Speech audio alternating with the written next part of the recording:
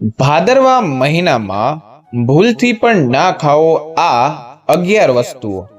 સ્વાસ્થ્ય માટે બની જાય છે આ વસ્તુઓ ઝેર. મિત્રો, હવે ભાદ્રપદનો મહિનો શરૂ થયો છે.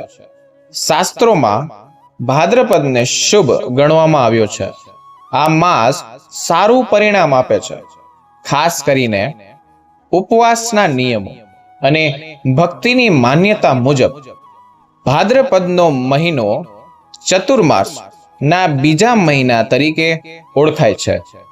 ભાદ્રપદના મહિનામાં ઘણા ધાર્મિક તહેવારો છે, જેમાં ગણેશ ઉત્સવ સૌથી મહત્વપૂર્ણ છે. મિત્રો, ભારતમાં આપણી ખાવાની ટેવ મોટા ભાગે મોસમી ઉત્પાદનો પર આધારિત રાખે છે. તેથી શરીરને ફિટ રાખવા માટે આયુર્વેદ અનુસાર સમયતરે તેમાં ફેરફાર કરવા જોઈએ. જ્યારે હવામાન બદલાય છે ત્યારે તેને વાત, પિત્ત અને કફની રચનાના આધારે વ્યાખ્યાયિત કરવામાં આવે છે.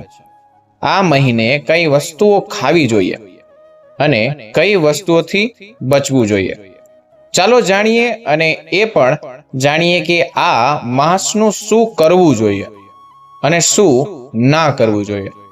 તેથી મિત્રો, વિડીયોને અંત સુધી જુઓ. આયુર્વેદની પરંપરાગત ચિકિત્સા પદ્ધતિ મુજબ આપણે ભાદરવા મહિનામાં પાનવાળી શાકભાજી ખાવાનું ટાળવું જોઈએ.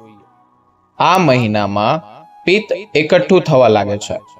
વરસાદ માટે લીલા પાંદડાવાળા શાકભાજીમાં બેક્ટેરિયાનો ખૂબ જ ભય રહે છે.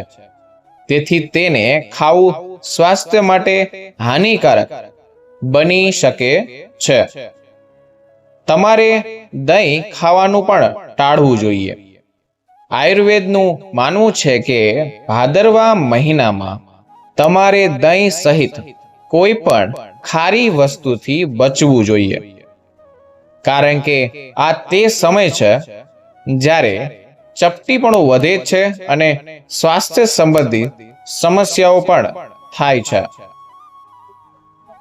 આધુનિક તબીબી વિજ્ઞાન અનુસાર વરસાદની મોસમમાં જમીનના મોટા ભાગના કીડાઓ સપાટી પર આવે છે અને કેટલીક વાર તેમની હાજરી માનવ શરીર માટે ઝેરી સાબિત થઈ શકે છે.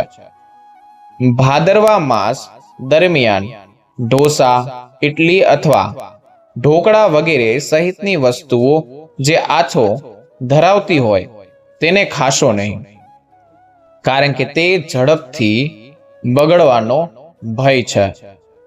ભાદરવા મહિનામાં છાશ, દહીં અને તેનાથી બનેલી વસ્તુઓ ખાવાથી અપચો થઈ શકે છે. મિત્રો, ભાદરવા મહિનામાં બીજી કોઈ પણ વસ્તુનો તમે ઉપયોગ કરી શકો છો.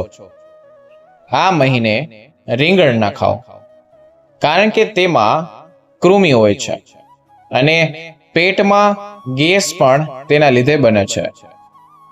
ભાદ્રપદ મહિનામાં ગોળનું સેવન ના કરવું જોઈએ. એવું માનવામાં આવે છે કે ભાદ્રપદના મહિનામાં ગોળનું સેવન કરવાથી પેટ સંબંધિત બીમારીઓ અને બોલવામાં તકલીફ થવાની સંભાવના વધી જાય છે. ભાદરવા મહિનામાં મધનું સેવન ના કરવું જોઈએ. ભાદરવા મહિનામાં ડુંગળી, લસણ અને મસાલેદાર વસ્તુઓ પણ ના ખાવી જોઈએ. ભાદ્રપદ મહિનામાં માછલી, માંસ અને દારૂનું સેવન વર્જિત છે અને તેને ટાળવું જોઈએ. ભાદ્રપદ મહિનામાં નાળિયેર તેલનું સેવન ના કરવું જોઈએ. આ મહિનામાં તલના તેલનું સેવન પણ ન કરવું જોઈએ. તેનાથી રોગ થઈ શકે છે. આવો મિત્રો, હવે જાણીએ ભાદરવા મહિનામાં શું ખાવું જોઈએ. ભાદરવા મહિનામાં શારીરિક અને બૌદ્ધિક શુદ્ધિ માટે માત્ર શાકાહારી ખોરાક હંમેશા લેવો જોઈએ. તેને સ્વાસ્થ્ય માટે ખૂબ જ સારું માનવામાં આવે છે. ગાયનું દૂધ, ગાયનું ઘી અને ગાયના દૂધમાંથી બનેલી અન્ય વસ્તુઓનું સેવન કરવું જોઈએ. એવું માનવામાં આવે છે કે ગાયનું દૂધ પીવાથી વંશશક્તિ વધે છે. ભાદ્રપદમાં ભગવાન શ્રી કૃષ્ણને તુલસીની ડાળ ચડાવો અને તુલસીની ડાળના પાણીનું સેવન કરો. ભાદરવા મહિનામાં માખણનું સેવન કરવું જોઈએ. તેનાથી આયુષ્ય વધે છે. આવો મિત્રો, હવે જાણીએ કે આ મહિનાના શું ના કરવું જોઈએ. તો મિત્રો ચાલો જાણીએ. શરીરની શુદ્ધિ અને શુદ્ધ માટે દિવસમાં માત્ર એક જ વખત ભોજન લેવું જોઈએ. આ મહિનામાં વ્યક્તિએ તમામ સુખ સુવિધાઓનો ત્યાગ કરવો જોઈએ અને પલંગ પર સૂવાનું પણ બંધ કરવું જોઈએ અને જમીન પર ચટાઈ પાથરીને સૂવું જોઈએ. 3 જોઈએ, અસત્ય બોલવું, કડવું બોલવું, વિશ્વાસ સાથે વિશ્વાસઘાત કરવો, ઈર્ષા કરવી, ક્રોધ કરવો, આ બધાનો ત્યાગ બહુ જરૂરી છે. આ માસમાં કોઈ પણ પ્રકારનું શુભ કાર્ય ન કરવું જોઈએ. આ સમયે શારીરિક સંબંધો ટાળવા જોઈએ. મિત્રો, હવે આ મહિને શું કરવું જોઈએ તેના વિશે થોડુંક જાણીએ. આ મહિનામાં તમારે ભગવાન વિષ્ણુ, શ્રી કૃષ્ણ, ગણેશજી, માતા પાર્વતી અને શિવજીનું ધ્યાન કરવું જોઈએ. આમ કરવાથી તમારી બધી મનોકામનાઓ પૂર્ણ થાય છે. ભાદરવા મહિનામાં પવિત્ર નદીમાં સ્નાન કરવું જોઈએ. આળસ દૂર કરવા માટે આ મહિનામાં ઠંડુ પાણીથી સ્નાન કરવું જોઈએ. વ્યક્તિએ પોતાની ક્ષમતા મુજબ આ માસમાં ગરીબોને દાન કરવું જોઈએ.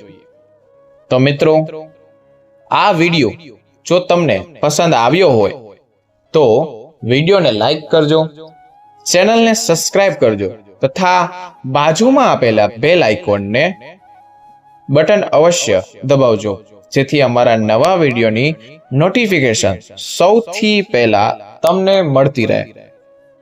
તો મિત્રો, વિડિયો સારો લાગ્યો હોય તો વિડિયોને લાઈક કરીને નીચે કમેન્ટમાં એકવાર રાધે રાધે જરૂર લખજો. હવે મળશી નવા વિડિયો નવા ટોપિક સાથે. ત્યાં સુધી બધાને જય શ્રી કૃષ્ણ, રાધે રાધે, હર હર મહાદેવ. વિડિયો જોવા માટે ધન્યવાદ. ખૂબ ખૂબ આભાર.